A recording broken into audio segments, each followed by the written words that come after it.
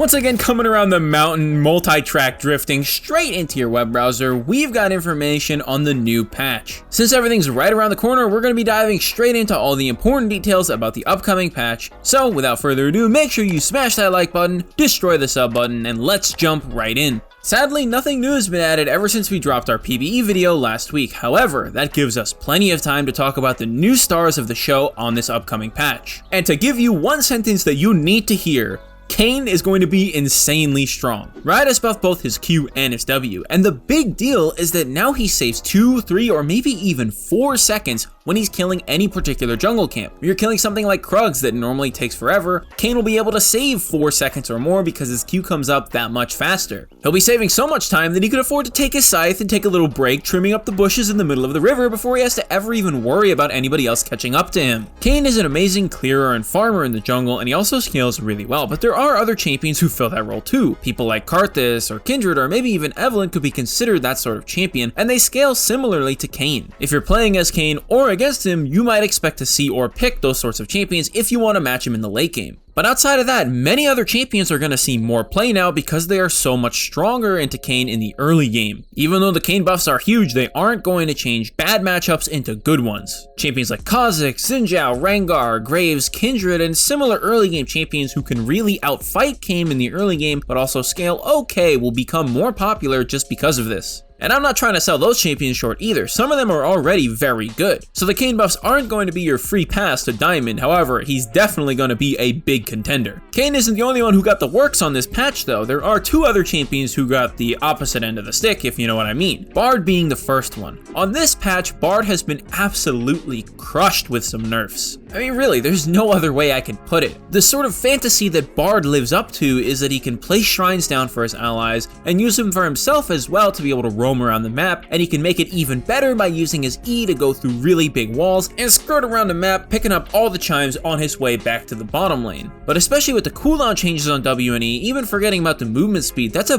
big hit to both his sustain, his roaming potential, and his gank potential. Oh yeah, and all of this is assuming that you never have to use these abilities in the middle of a fight, either to get out or sustain yourself in a bad situation. Clearly Bard has gotten a really heavy hit from the nerf pat to his meep sack, but outside of that, Nami has also been nerfed too. While she did get some slight stat adjustments to her health and her mana, that's not really a big deal. The big deal is the fact that her passive got nerfed. She just gives less movement speed to herself and her allies, and this really sucks in many different ways. This is just a fat hit at one of her best utility abilities in the game at all points. You have less movement speed, which means you have less engaging, less disengaging, less chasing. You get the idea. This will go on for a while. And according to my calculations, the movement speed nerf is about 60% of a boost of speed. If you wanted to think about it in terms of gold, every single time you cast an ability on an ally to give them movement speed, you'd be losing about 210 gold worth of movement speed every single time compared to before. The issue here is that Bard and Nami were 2 of the best supports on previous patches, and with these pretty intense nerfs, especially Bard,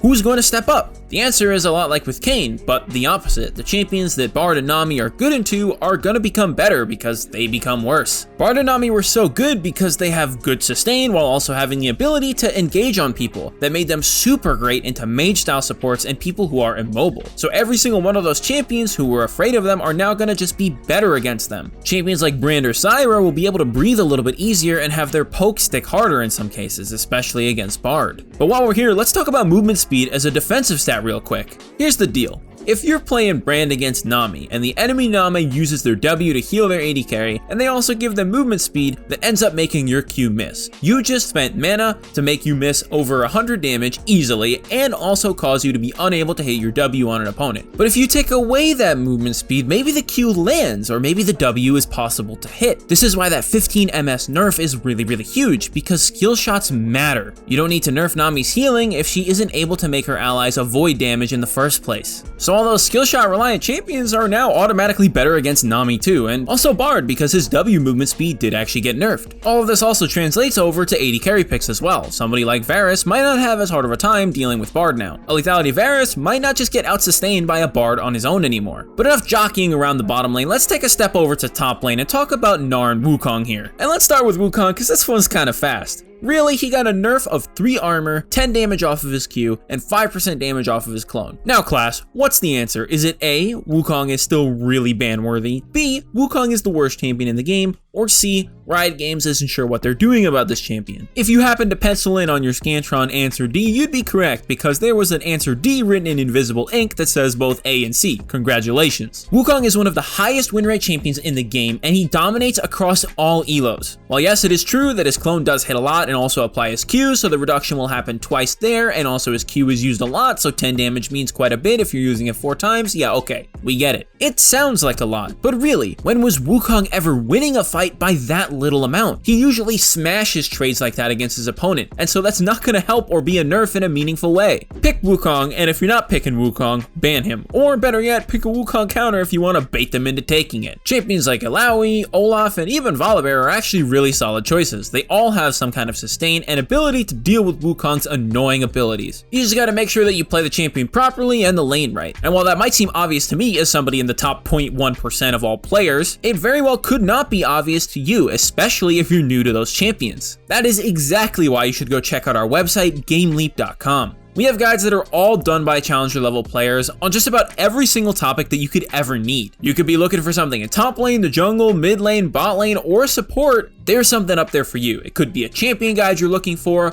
lane specific tips, ways to dominate the early game, whatever it is, we've got it there for you. And all those videos can go way more in depth than we can here because we can address very specific things, like going over an Olaf VOD review or even VOD reviewing a pro player. But now that you're a pro at countering Wukong and making sure that the champion could never breathe or even exist in your games in the first place, let's talk about Gnar. The changes in him are pretty simple, but they interact with each other. You see, Gnar's Q has a special effect when he's in Mega Form. It lands as a boulder and then you can go pick it up for a cooldown reduction on the ability. And most of the time, when you're already the big meat man Mega Form Gnar, you're gonna be using your E to jump on top of your opponent if that boulder lands. When you do, you're gonna be doing 30 more damage, and that is a lot. That's like half an auto attack, and that's nothing to sneeze at, especially when you consider that your Q is going to be coming back off cooldown even faster than it did before, and then you could just do it again later. This makes Gnar's all-in stronger and also makes his gank setup stronger, because he can change slows on his Q better than he could before, and he'll be able to burst people out even quicker than he could before with the extra damage on his E. We've been talking about positive changes that can have quite a bit of an impact on many lanes for a while now, but now let's talk about the overhyped changes that you don't really need to worry about. First up, the Sanguine Blade changes seem pretty nice, and I mean they are, but that is all they are. Just nice. There is nothing impressive about them, and you'll run into them every game that you see the item. But is it going to be a massive impact on your lane or change the course of every single fight?